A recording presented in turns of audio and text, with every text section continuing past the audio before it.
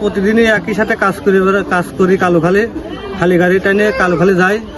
আজকে আবার ও আমাদের আগে বাড়াইছে, আমরা পিছনে ছিলাম। আমি বাস স্ট্যান্ডে ডনমোড়ে ট্রাক সাজাচ্ছিলাম। আমার সামনে আর একজন ছিল, ও আমার আগে ছিল।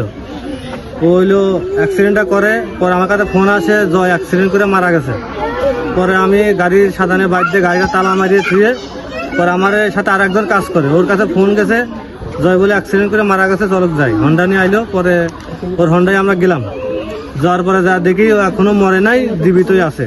পরে ভ্যানে করে নিয়ে পাংশা হসপিটালে নিয়ে গেছিলাম। নিয়ে যাওয়ার পরে ডাক্তাররা টেকলো, দেখার পরে তার 5 মিনিট পরেই হলো ও মারা গেল।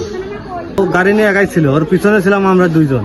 মাটির চাক বসাতাম 6:30টায়। সকালবেলা ঘুমাইতে উঠে আমার বাড়ির এই জায়গায় যায় আমার ডাক দিছে। পরে ডাক দিলে পরে আমরা 2 জন বাড়িতে একসাথে বেড়াই, যা গোপালপুর যা পর্যন্ত একসাথে। গোপালপুর যাতে চা খাওয়া বলে দাঁড়াই, আমি জানি যে ও দাঁড়াবে, কিন্তু ও দাঁড়ায় নাই। মেন রাস্তায় উঠে গেলে পরে ও টাইম দিয়ে বেড়া গেছে।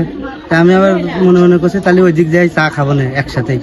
আমি আবার সান টান দিচ্ছি, আমি বাস স্ট্যান্ড পর্যন্ত টানিয়ে চলে গেছি, যা তাও ওর আর ধরবার পারি নাই। পরবর্তীতে হচ্ছে আমি 2টা যাত্রী পাইছি, যাত্রী নিয়ে ফুলতলা নামা দিছি। নামানোর সময় টাকা নিচ্ছি, সেই সময় লাগে এক মোটরসাইকেল এসে বলতেছে যে একটা ভ্যান এই ব্রিজের ওই জায়গায় অ্যাক্সিডেন্ট হয়েছে। তারপরে আমার বড় ভাই সে ফোন দিল যে জয় অ্যাক্সিডেন্ট করছে। আমি অনেক ওই বন্ধু যাতে ওই ভাইও আসলো, যে ওই অবস্থায় রাস্তায় পড়ে আছে।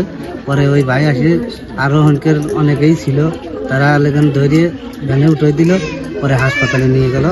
আর হনকের লোকজন আমার ভ্যানের পরে আবার লেগেন ওই ভাঙা ভ্যান ট্যান দিয়ে সব উঠে দিল যে ও বাড়ি পৌঁছাতে।